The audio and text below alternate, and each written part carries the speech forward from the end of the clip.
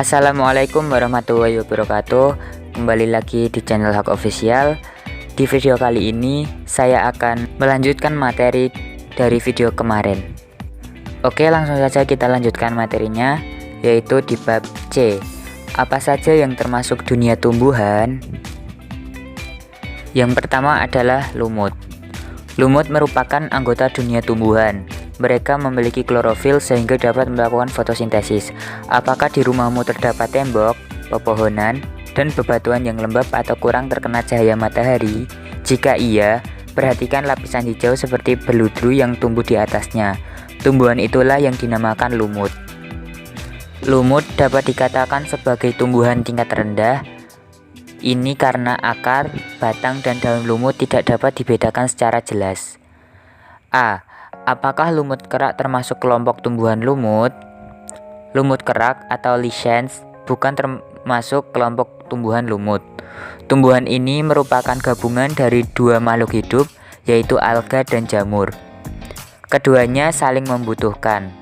Alga menyediakan makanan untuk jamur melalui fotosintesis, sementara jamur menyediakan air dan nutrisi supaya alga tetap lembab. Jamur juga melindungi alga dari terik matahari yang berlebihan. Kamu dapat menemukan lumut kerak melekat atau bergantungan pada pepohonan, bebatuan, atau di atas tanah. Lumut kerak sangat sensitif terhadap udara yang kotor. Jika udara di suatu lingkungan kotor, akan sedikit jumlah dan jenis lumut yang tumbuh di sana.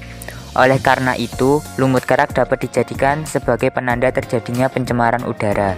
Selain itu, lumut kerak juga dapat dimanfaatkan sebagai obat, misalnya obat sakit kepala, sakit gigi, diabetes, dan asma.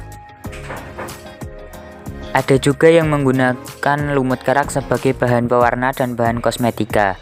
Di Jepang, beberapa jenis lumut kerak diolah untuk dijadikan makanan. B.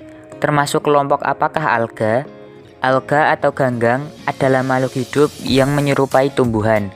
Beberapa ilmuwan ada yang mengelompokkan alga ke dalam dunia tumbuhan. Ini terjadi karena alga dapat melakukan fotosintesis. Akan tetapi, ada juga ilmuwan yang mengelompokkan alga ke dalam dunia protista. Ini karena tubuh alga tidak memiliki akar, batang, dan daun. Tempat hidup alga di dalam air atau tempat yang lembab. 2. Tumbuhan paku-pakuan. Tumbuhan paku-pakuan merupakan kelompok tumbuhan yang akar, batang, dan daunnya dapat dibedakan dengan jelas. Kamu bisa menemukan jenis paku-pakuan melekat di pohon, tembok, kolam, atau tumbuh di pekarangan rumah. Paku-pakuan berkembang biak dengan menghasilkan spora. Perkembangbiakan adalah cara hidup untuk menghasilkan keturunan baru. Jika kamu menumbuhkan butiran halus pada lumut dan paku-pakuan, itulah yang dinamakan spora.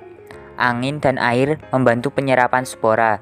Jika spora jatuh di tempat yang sesuai dengan kebutuhan hidupnya, ia akan tumbuh menjadi paku-pakuan dewasa.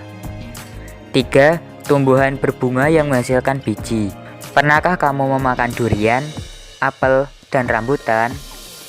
Buah-buahan itu tentu memiliki biji. Di mana letak biji-biji tersebut? Salah satu anggota dunia tumbuhan adalah tumbuhan berbiji. Mereka menghasilkan biji yang akan tumbuh menjadi tumbuhan baru. Beberapa biji tumbuhan terdapat di dalam buah. Biji ini diselimuti oleh daging buah. Daging buah berasal dari perkembangan bagian bunga, yaitu bagian bakal buah.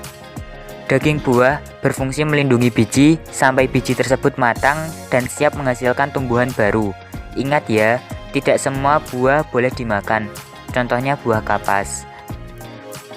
Tumbuhan berbunga yang menghasilkan daging buah sebagai penyelimut biji disebut tumbuhan berbiji tertutup atau angiospermae. 4. Tumbuhan berbiji tanpa bunga. Tidak semua biji diselimuti oleh daging buah. Contohnya melinjo. Biji melinjo tidak diselimuti daging buah, melainkan hanya kulit biji. Tumbuhan yang bijinya tidak diselimuti daging buah disebut tumbuhan berbiji terbuka atau gimnospermae. Contoh lain tumbuhan berbiji terbuka yaitu pinus, melinjo, cemara, damar, dan palem sago. Tumbuhan itu tidak memiliki bunga. Sebagai gantinya, mereka menghasilkan strobilus. Strobilus tersusun atas sisik-sisik berbentuk kerucut. Di dalam sisik itulah tempat ditemukannya biji. 5. Tumbuhan yang selalu hijau sepanjang tahun.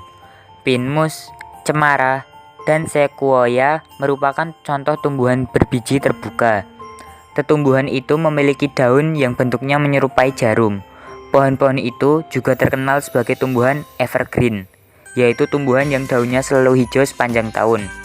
Hal ini bukan berarti daun pohon evergreen tidak menua dan tidak gugur. Akan tetapi, sebelum daun-daun tua gugur, daun baru yang hijau sudah terlebih dahulu tumbuh. Dengan demikian, pohon tersebut selalu terlihat hijau. 6. Tumbuhan monokotil dan tumbuhan dikotil. Saat pertama kali biji kecambah, akan muncul tunas yang tumbuh ke atas seperti daun. Akan tetapi, sebenarnya bagian itu bukan daun. Bagian tersebut dinamakan kotiledon atau keping biji. Pada tumbuhan berbiji tertutup, ada yang memiliki satu keping biji dan ada pula yang memiliki dua keping biji. Tumbuhan yang memiliki satu keping biji dikenal dengan sebutan tumbuhan monokotil. Mono artinya satu dan kotil maksudnya kotiledon atau keping biji. Contoh tumbuhan monokotil yaitu padi, kelapa, dan jagung. Perhatikan contoh biji dan perkecambahan pada monokotil berikut. Tumbuhan yang memiliki dua keping biji disebut dikotil. Di artinya dua. Contoh dikotil yaitu biji apel dan mangga. Perhatikan contoh biji dan perkecambahan pada dikotil berikut. Oke teman-teman, sekian dulu dari video saya kali ini. Jangan lupa untuk like, subscribe, dan nyalakan lonceng notifikasinya. Akhir kata saya pamit. Wassalamualaikum warahmatullahi wabarakatuh.